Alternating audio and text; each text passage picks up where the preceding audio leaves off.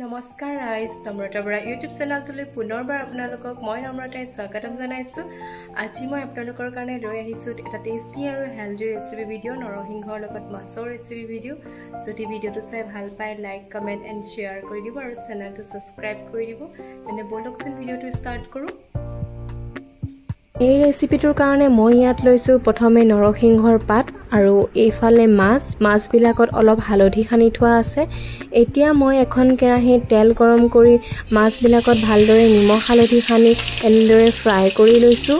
আজি মই এই ৰেচিপিটো জুইত বনাইছোঁ কাৰণ কেতিয়াবা কিছুমান বস্তু জুইত খায়ো ভাল লাগে।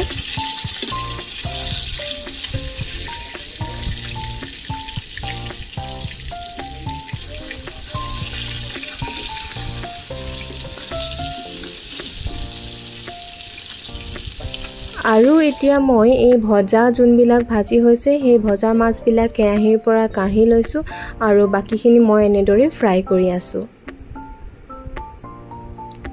এই ৰেচিপিটোৰ কাৰণে কিছুমান লোকেল মাছ বেছি ভাল হয়, বেছি সোৱাদ হয় খাবলৈ। ইয়াত মই লৈছোঁ নৰসিংহৰ পাতখিনি ভালদৰে এনেকৈ ধুই ছিঙি পেলাই মিক্সি বাতিটোত এনেদৰে ভৰাই পেষ্ট বনাই লৈছোঁ। আৰু আকৌ একেখন কেৰাহীতে মই তেল আৰু অলপ দি তাতে কেইটামান পাঁচফোৰণ দি দিছোঁ আৰু ইয়াৰ লগতে মই দিছোঁ ইয়াত কাটি থোৱা এটা পিঁয়াজ আৰু দুটামান জলকীয়া। যদি আপোনালোকে জ্বলা নাখায় তেন্তে হ'লে জলকীয়া নিদিব।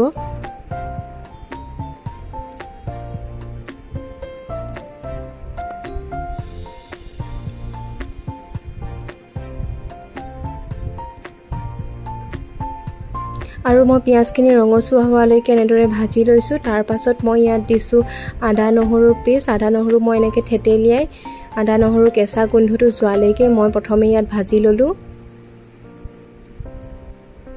তাৰ পিছত মই ইয়াত এড কৰিছোঁ অলপ জিৰা গুড়ি, এয়া ধনিয়া গুড়ি, অকণমান হালধি আৰু এই পেষ্টখিনি নৰসিংহৰ পেষ্টখিনি ইয়াত মই ঢালি দিছোঁ।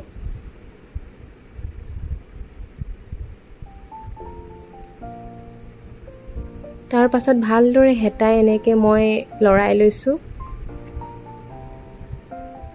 এইদৰে অলপ সময় মই সিজাইছোঁ।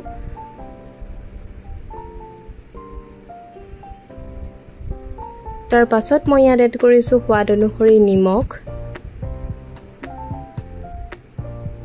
আকৌ সেই মিক্সি বাতিটোতে মই অলপ পানী দি ইয়াত পানীখিনিও মই ইয়াত এড কৰিছোঁ।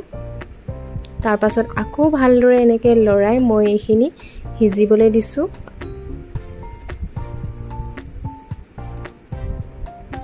আকৌ ইয়াত ভজা মাছখিনি মই ইয়াতে দি পেলাই অলপ সময় ইয়াত ভালদৰে সিজিব দিছোঁ।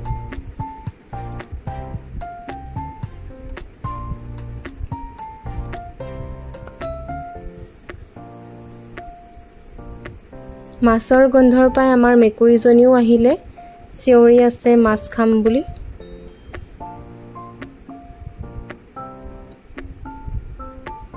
আৰু ফাইনেলি মাছৰ আঞ্জাখন বনাই হৈ গ'ল। অতিও কম সময়তে হয় আৰু সহজ পদ্ধতি আৰু বহুত বেছি হেল্ডি হয়। ভিডিঅ'টো চাই যদি ভাল পালে লাইক কমেণ্ট এণ্ড শ্বেয়াৰ কৰিব আৰু চেনেলটো ছাবস্ক্ৰাইব কৰি দিব। কেনেকুৱা হৈছে?